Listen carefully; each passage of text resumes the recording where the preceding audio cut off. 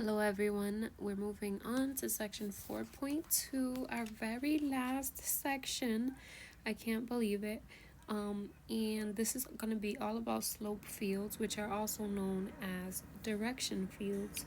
And just for a quick couple of key points, slope fields are used to visually represent first order differential equations. And what else do I want to say? So they're used to visually represent first order differential equations. That's what I wanted to say in a nutshell, because one point I wanted to make was that we do slope fields for first order differential equations, and that they help us visually understand what's going on with the behavior. So what they use is, slope fields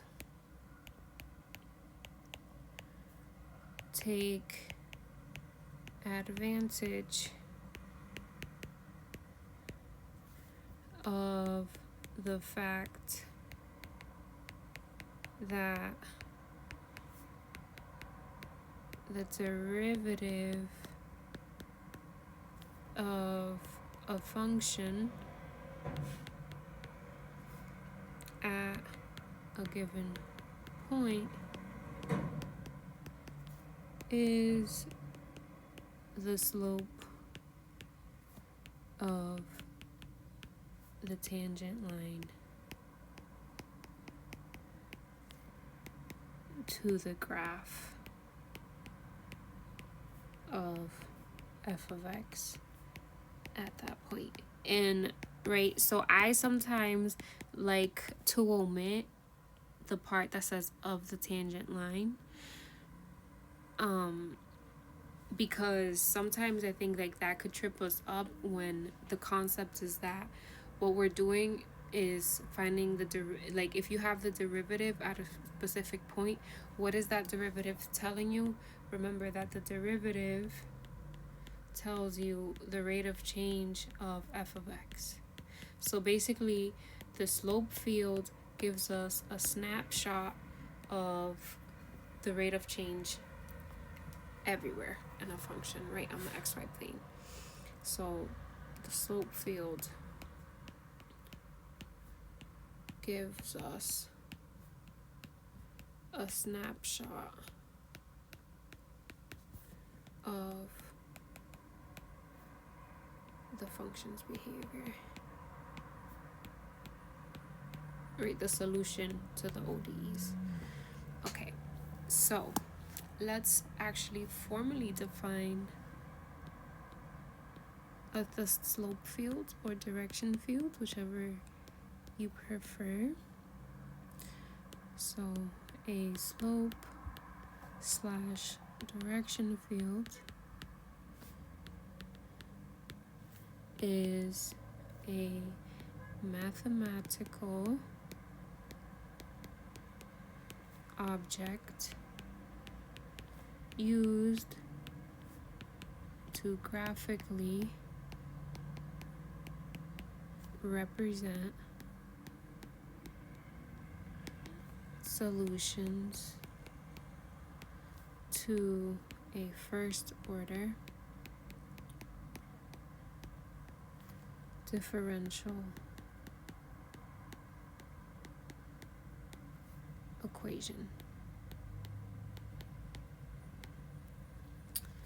Right, so what we do is that at each point in a direction field, a line segment appears whose slope is equal to the slope of a solution to the differential equation passing through that point. So basically what we're graphing is the slope of f of x at every point. Okay. So as I mentioned before, why are they useful? Right, they're useful because they help us, right? Like if we see the whole slope field, we can predict the behavior of solutions to a differential equation even before knowing the actual solution.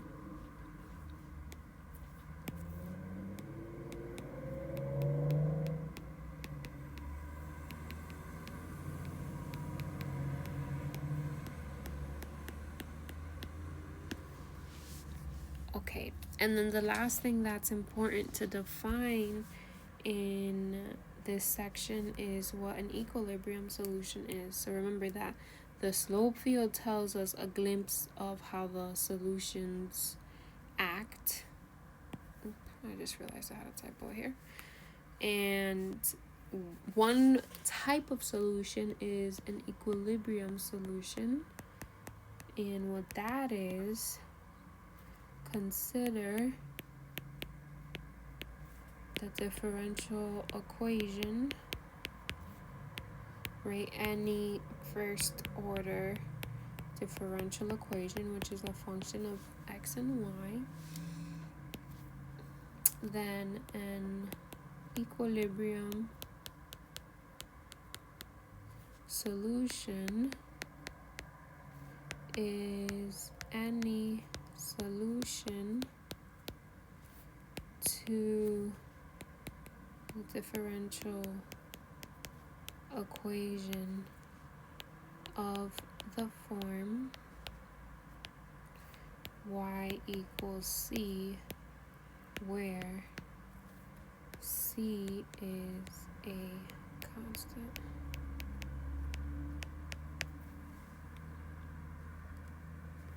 Right, so basically equilibrium solutions are constant solutions, right? So equilibrium solutions are constant solutions, right? And when we mean by constant, right, one, right, they're of the form y equals a number, right? So the function is just a constant number, but also they don't change over time, right? Because they're always going to equal that number no matter what time it is. Okay, so how do we find equilibrium solutions? Well, remember, if our differential equation is of this form here, that means that we're saying y prime is equal to some function of x and y, right? Well, we know that the derivative is 0 when y is equal to a number, right? So to determine the equilibrium solutions to a differential equation of the form y prime equals f of xy, set the right hand side equal to 0 and solve for y. Right, and this is because recall that for y equal to c, y prime is equal to 0. So to find all of the y equals c, set y prime equal to 0, and solve for y. Okay. Okie dokie. So let's do an example of that before we even start drawing our first direction field. So let's say we're given this y prime minus y squared, equals y squared minus 4. Find the equilibrium solutions. Right, so we have our ODE, and remember what we have to do is we want to find y such that y prime is 0. So we're going to take y prime, which is y squared minus 4, and equal it to 0, and we're going to find the y that satisfies that. So I'm going to get the y alone by adding 4 to both sides, and then I do the square root of that, right? So y is equals to plus or minus 2. So these are our equilibrium solutions, right? So y prime equal to y squared minus 4 has equilibrium at y equals plus or minus 2. Okay. So hopefully that makes all sense and why we do it that way. And now let's fully go through finding the slope field for a differential equation. So create a direction field for the differential equation y prime equals y minus 3 squared y squared plus y minus 2. And identify any equilibrium solutions. Right, so how we find a direction field, right, is that we basically plug in different values. In this case, we only see y in our equation. That makes it a little bit easier, right? So in general, what you need to do is plug in coordinate points into y prime equation, and whatever comes out, plot that as a tiny slope on that coordinate point on the xy plane. So we're basically just going to be plugging in a bunch of different x and y values in general and plotting the slopes. In this case, when our equation only depends on y, right, we don't even have to vary x, so we can plug in different values of y. So for example, if we plug in y is 1, right, we would have y prime is 1 minus 3 squared, 1 squared plus 1 minus 2, right? So then 1 minus 3, that's negative 2 squared, and then 1 squared plus 1, that's 2 minus 2, which is going to be 0. So then this whole thing is going to become 0. So we know that when y is 1, y prime is 0, right? So for any x value, when the y value is 1, right, the slope is 0, right, for all x, since this differential equation does not depend on x explicitly, right? We don't see an x in our differential equation formula, right? That's what we said up here. Okay, so how about we do another point, like how about we do y is 0, then y prime, right, is 0 minus 3 squared, 0 squared plus 0 minus 2, right? So 3 squared is 9, negative 3 squared is 9 times minus 2.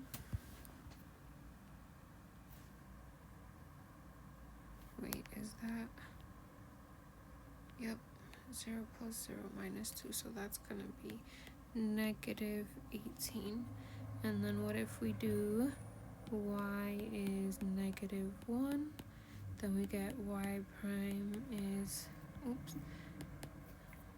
y prime is negative 1 minus 3 squared minus 1 all squared minus 1 minus 2. So minus 1 minus 3, that's minus 4 squared is 16 times 1 minus 1 is 0 times negative 2. So that's going to be negative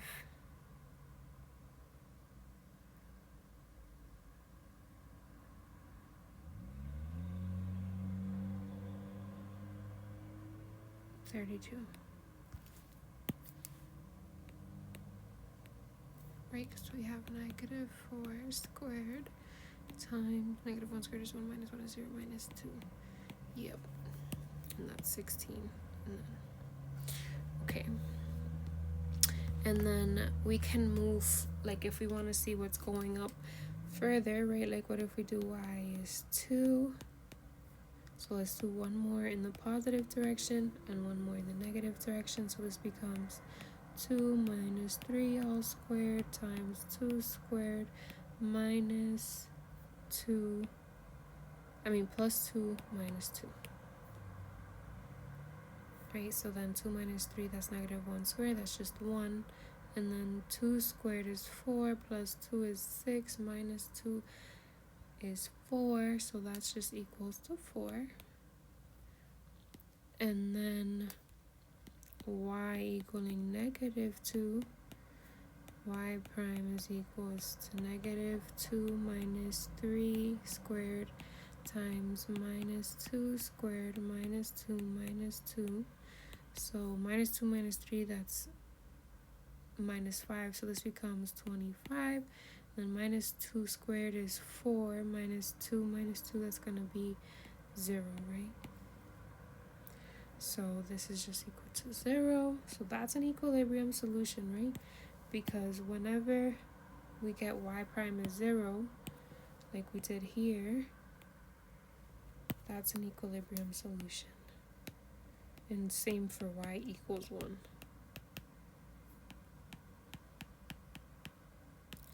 So what we can do, and a good thing to do always is to start by finding your equilibrium solutions, right? So if I wanted to check if there is more equilibrium solutions, I would take this right hand side and see if I could set it equal to 0 and solve for y, right? So I think what I'm going to have to do is I'm going to have to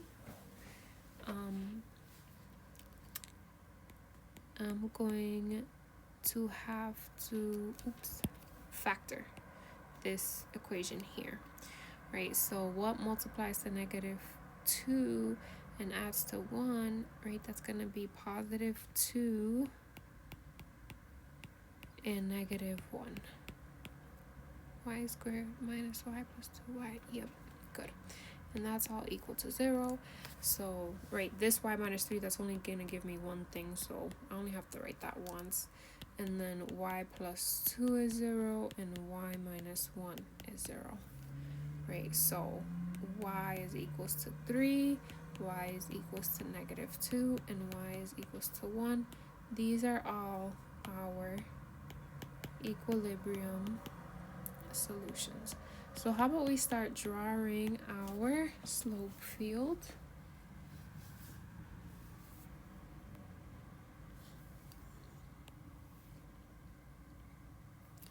I'm gonna move that to align with my graph paper here. Okay, so we said for all, right, our equilibrium solutions at y equals 3, right, we have an equilibrium solution. So remember, the slope is 0 at the equilibrium solution, so we have flat slopes. Y is -2 is also a equilibrium solution. So this is what equilibrium solutions look like graphically, and then also at y equals 1. Right. So that's it for our equilibrium solutions. Then we got at y is 0, we got -18. At y is -1, we got an even more negative slope. So these are like really, really negative slopes here.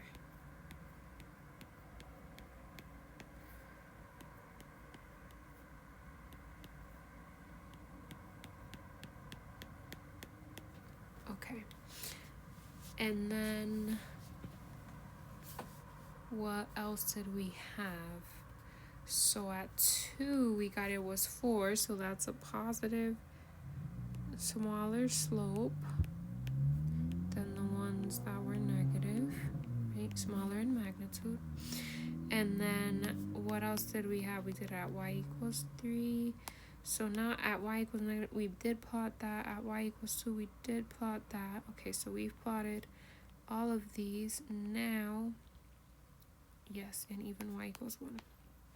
So I want to know still, like, what's happening up here and what's happening down here.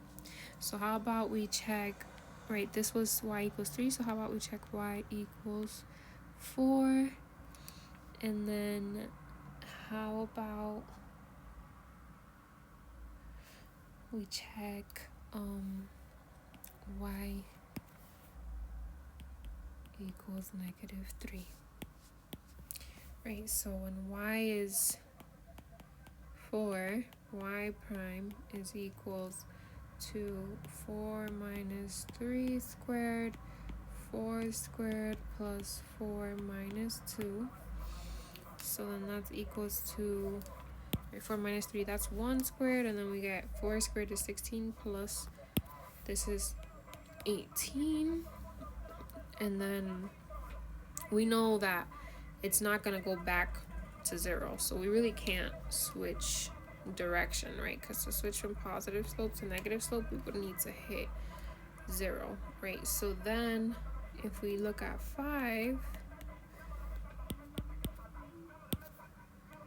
y prime is equals to 5 minus 3 squared, 5 squared plus 5 minus 2. Then this is equals to 5 minus 3 squared is 4, and then 5 squared is 25 plus 5 is 30, 28. Right, so that's equal to 80 plus 4 times 8 is 32. So 32 plus 80, that's 112.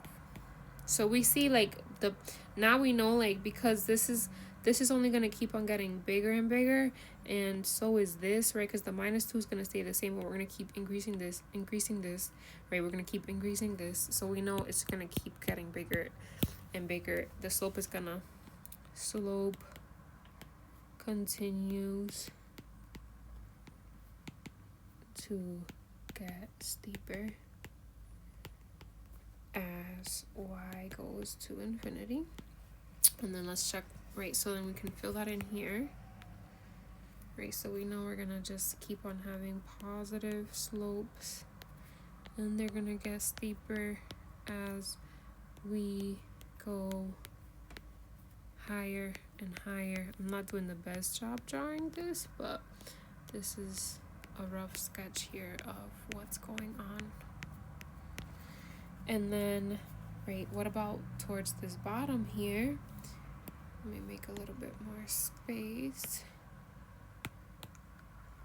So there, let's plug in y is -3, then y prime is -3 minus 3 squared, and then that's -3 squared minus 3 minus 2.